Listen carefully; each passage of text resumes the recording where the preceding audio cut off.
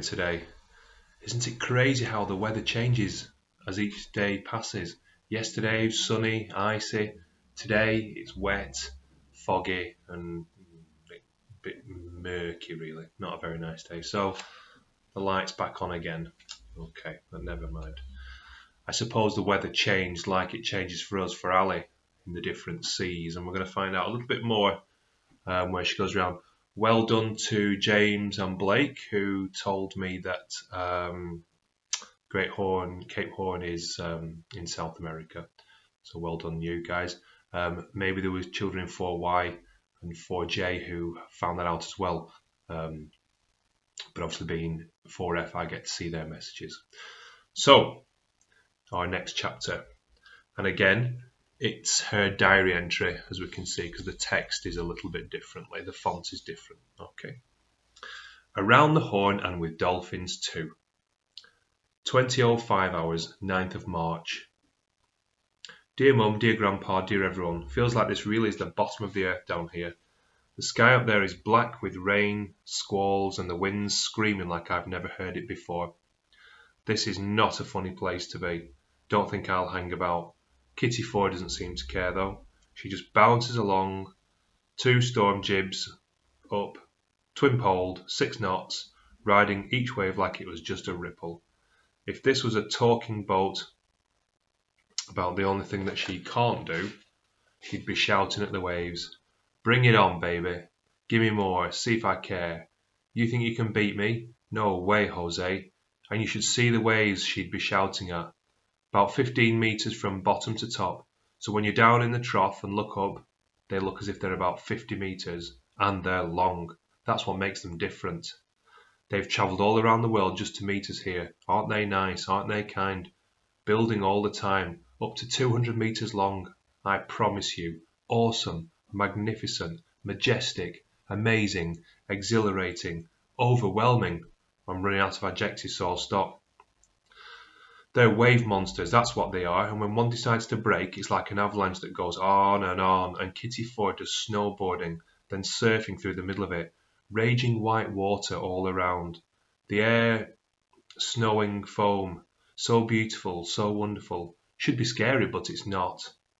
Too excited to be frightened, too much to think about, too much to do, and maybe I'm too cretin to be scared, Grandpa. And besides, I keep thinking that every wave brings us nearer to the Horn. The Horn is dead ahead by my reckoning, only 230 miles to go. Can you believe that? We should be going round it on Friday if all goes well. It's strange. I'm not worried at all. Maybe that's because my albatross is still there, still with us. He hovers over the bow, like he's leading us, like he's showing us the way. Wind doesn't seem to bother him at all. I mean, why isn't he just blown away? How does he do it? He looks like he's playing with the wind. He's like having fun with it, teasing it. He's not just the king of the birds, he's the master of the wind too. Against the black clouds he looks whiter than he's ever been. White as an angel, a guardian angel. I keep saying it, I know, but that's what he looks like to me. I had the last of my sausage and baked beans for my supper. Got to go easy on the hot chocolate. I'll run out if I'm not careful. There is one little problem. I caught my little finger in a rope. Think it's broken, so I've strapped it up. I can't feel it most of the time, so that's good. I can hear what you say, Mum. Yes, I'll be careful. Got 9 more fingers, so no worries. Loving this. Love you all. Ali. 18:25 hours, 11th of March. I've done it! I've done it! Woohoo! We're going around the Horn, and with the dolphins too, and my albatross, of course. I'm going to tell you how it was. I knew the Horn was there, but I couldn't see her. Every time we climbed a wave in the last 4 hours, I was looking for her, but she was never there. So from time to time I'd go down and check the screen. The Horn was always on the screen, but never where she should be when I went back up in the cockpit again. It was so frustrating. Kitty Ford didn't seem to want to stay on the top of the wave long enough for me to catch my first glimpse of land. Then I did. I whooped and yelled and sang and danced. Well, sort of. Not a lot of room for dancing in the cockpit. And my albatross swooped down low over the boat, almost touching me as he flew by. Then he soared up high and went off towards the Horn. To have a look, I guess. He'll be back. I've been dreaming about this moment, Mum, Grandpa, ever since I first read about it. Or did Dad talk about it first? I can't remember. And now I'm doing it. I'm here. Kitty 4 is poled out, full main. No squalls about, west winds 15 to 20 knots. Got to change the flag soon. Chilean to Argentinian. Aussie and Greek ones are still up there, Grandpa, looking a bit battered and torn like me, but they're still flapping up their away. And they're really happy, really proud that we've made it. Me too, I'm flapping with happiness. The rocks of the Horn do not look the rocks of the Horn do not look at all inviting. Wouldn't want to be any closer. Black and jagged when you can see them through the sea mist. Grey and grim and dismal. Been so lucky with the weather. Not hard to imagine what this place can look like at force 10 when it's really angry. Underneath us, the seabed must be littered with all those ships that didn't make it, those who didn't get so lucky. I thought a lot about that when I was sitting there half an hour or so ago, drinking a celebratory hot chocolate. Who needs champagne when you've got hot chocolate, eh? I think I've just had a moment I'll never forget. I so wish you were with me, and Dad most of all. I was just sitting there looking at the Horn and sipping the last of my hot chocolate when a shaft of evening sunlight broke through the mist and lit the Horn. It set her on fire, and all the sea around her too. Never in my life have I seen anything so beautiful. Don't mind telling you, I had a little weep. It was the joy of just being here at this moment, of being alive. Grateful to you all, to the Horn for letting us sail by, to my albatross for sticking with us, to dear old Dad who's made it all happen, who's been with me all through this, and here he is just now. I love this place so much I almost don't want to leave it, don't want the moment to pass, but moments always pass, don't they? It's past even as I'm writing this, gone. I'd better be gone soon too. I'll be going up north towards the Lion Islands, just south of the Falklands, a little over 300 miles away. I'm going to stop in the Falklands for a few days, have lots of long hot baths. I've been dreaming of those, and lots of big breakfasts, and a warm dry bed for a few nights. Been a bit lax on my washing lately, blame it on the weather. Whole plastic bags of it waiting. One whiff would kill you all, I promise. So I'll get all my washing done. It's been so good not to be rocking and rolling every hour for every day, not to be banging my head all the time. Be good to see people again, be good to be dry. And yes, Mum, I'll do what you say, I'll get my little finger checked out. Went up into the cockpit a few minutes ago. My albatross is back from the Horn, done his explorations. He's sitting in the sea, and by the look in his eye, he'd like another fish. As soon as we turn north, I'll put the line out again, and hope to catch a fish or two. That should keep him happy. It should be flatter that side, so better fishing. Then up to the Falklands for a bit of rest. I do need it. Kitty 4 needs it, really. She needs a good clean, covered in barnacles and slime. Slimy she may be, but she's done Hobart to the Horn in 60 days. Not another boat like her in the whole world. Just gave her a smacking great kiss to tell her I love her. Put Louis Armstrong on the CD. What a wonderful world. And it is too. 2015. On the same day. Just got all your congrats. Thank you. And now your great news, Mum, about Kitty. You said something would turn up, and it has. But only because you never gave up. Love you so much. It's incredible, brilliant, wonderful, great.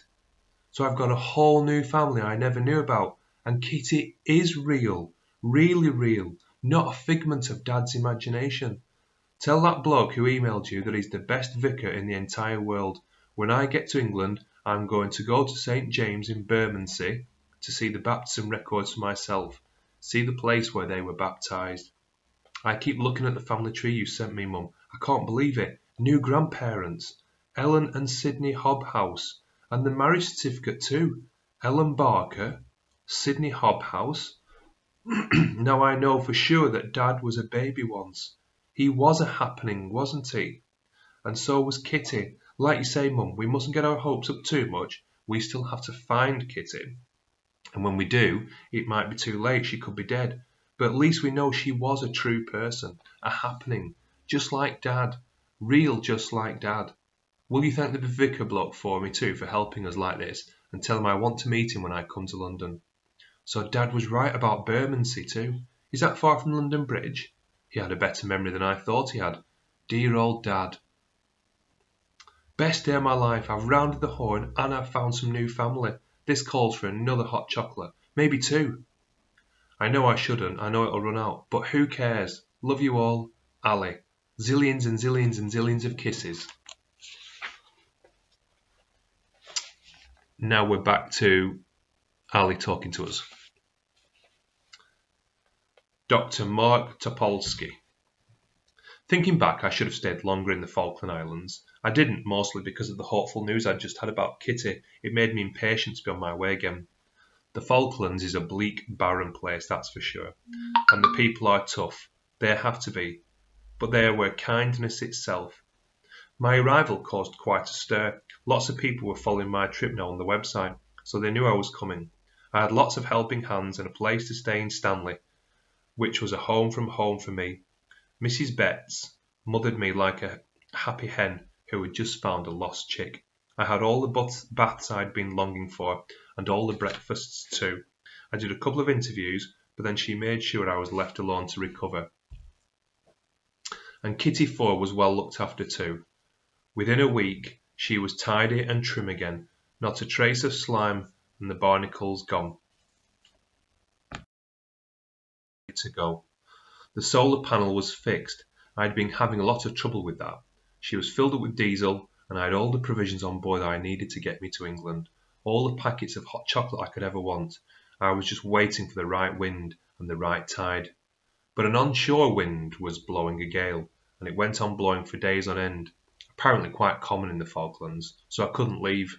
If I'd have tried, I would have been crunched against every jetty. Mrs. Betts offered to show me the island a bit while I was waiting too, so off we went in her little Morris Minor van, bumping our way across the island. She took me all over, told me about the daughter she had who'd left the island and was living in New Zealand, and had a baby now, but how she'd never seen her grandchild. I told her a bit about Dad. She knew something about him already from the newspaper, and she made me recite The Ancient Mariner, just to prove to her that I could. She'd heard all about that too, from the website, I guess. I know almost 40 verses by then, and she got the lot of them. We saw penguins and we saw sheep, all huddling against the cold of the wind. She took me to the British War Cemetery and told me about the war they'd had there when the Argentinians invaded the islands 20 years before. It made me so sad to see all those graves. Standing there, the wind whipped around us. I thought of Dad and Vietnam, of young men dying a long way from home. They were fine boys, Mrs. Betts said suddenly. But so were the Argentinians, and they had mothers too. That evening, my last on the Falklands, I read her the last part of The Ancient Mariner because she said she wanted to know what happened. She had tears in her eyes when I'd finished, so in a way it was a kind of happy ending. Then she looked at me hard. I'll be thinking a lot about you, Ali. I want your journey to have a happy ending too, and I want you to find Kitty. You deserve a happy ending. She offered me her phone then to ring home, so I said I should. And she said a daughter always needs to speak to her mother, that emails weren't enough. So for 10 minutes I talked to Mum and Grandpa, who kept snatching the phone from one another. We laughed a lot and cried a lot too, which meant we didn't say as much as we should have. Grandpa kept going on about a big surprise, that he couldn't tell me about it yet, and then he would almost tell me, and then Mum would snatch the phone off him again, and I could hear her telling him off, that he'd promised to say nothing, not until they could be sure of it. I was certain I knew what it was. You found Kitty, haven't you? No, that's not it, Mum said, but we're still looking. Then what is it? What's the surprise? I asked. Nothing, she told me, but I knew something was going on. I had a big send-off the next day and we said goodbye. Mrs. Betts gave me a digital camera, a going-away present because yours doesn't work, dear, she said. This one does, I promise. And so it did too. The first photo I took was Mrs. Betts waving goodbye from the jetty. I was in such high spirits now. I was on Kitty 4 again. I had all my home comforts with Mrs. Betts, but I missed Kitty 4. I missed the smell of her, missed the movement of the sea underneath me. This was my real home. This was where I wanted to be. I knew I had a lot of tomorrows ahead of me before I reached England, about 65 days away. Then I'd go to London, go to St. James in Bermondsey, and find Kitty if I could. As I left the Falklands, I had never felt better about the outcome of the whole expedition. But now I was back at sea, I had one growing doubt, and it was a doubt that nagged me every hour of every day that followed. My albatross wasn't there. I had dolphins, dozens of them around me, but the last I'd seen of my albatross was the day we sailed into the Falklands. I'd just presumed that he'd be out there, that he'd just be waiting for us to put to sea again. I was wrong. The days went by, I began to feel so alone without him. My emails became shorter and shorter at this time, partly because I didn't want Mum to know how miserable I was, and partly because I wanted to be up there in the cockpit as much as possible, so I would be there when he came. But he didn't come. And by now I'd worked out why, of course. Albatross rarely come this far north. They're Southern Ocean birds. I knew that, but I went on hoping he'd come back anyway. I tried to keep myself as busy as I could. I tried so hard not to dwell on my loneliness, but I couldn't sleep at nights now for thinking about my albatross. I was beginning to believe, in the darkness of those long nights, that I really was now on my own, that Dad had gone too, gone with the albatross. I had been right about that then. They were one and the same. Having been so hopeful, so sure of everything, I was suddenly overwhelmed with misery. There was a lot of kelp about, ugly-looking stuff, the bubbly kind, the thistly kind, and some of it very thick and long strands, up to 20 metres, and it was all around the boat. I felt hemmed in by it, threatened. It looked like writhing sea snakes coming out to get me, reaching out to grab me. I would rise up on either side as we ploughed through it. I longed not to have to look at it, to go below, but I couldn't. It wasn't just because I was looking for my albatross that I needed to be up on deck. I had other reasons. There were suddenly a lot of fishing boats around down there. I could see them easier at night all along the horizon, and fishing boats were every bit as dangerous as icebergs. Get caught in the miles of net they trailed behind them, and I knew that would be the end of everything. I hadn't felt this low before. To make it worse, my PC was playing up, and for the first time on the trip I could neither send nor receive. The wind died, the sea stilled. There was a grey sea, grey sky all around, and I was marooned in a sea of serpents. I sang to keep my spirits up. I could think of nothing else to do. I sang until my throat ached. Every song I'd ever known, but one song I sang again and again, London Bridge is Falling Down. It was a cry of pain, I think, but also a cry for help. How fast things can change at sea. I came up into the cockpit one morning to find the kelp all gone, the fishing boats nowhere to be seen, and the wind was up and gusting. It was like the whole earth had suddenly woken up around me. Where there had been grey there was blue, endless blue, beautiful blue. I breathed in deep and closed my eyes, and when I opened them, he was there, floating down towards me on the wind. An albatross, my albatross. He didn't care about north or south, he just wanted to come with me. When I'd finished all my crying and whooping, I told him exactly what I thought of him, leaving me in the lurch like that for so long. Albatrosses can't smile, of course. That's what most people think. But they can, and they do. They smile all the time.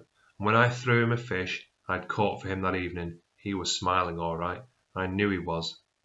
I was down below in the cabin a couple of hours later, baking the first bread I'd made since leaving the Falklands, and still revelling in the memory of my reunion with the albatross.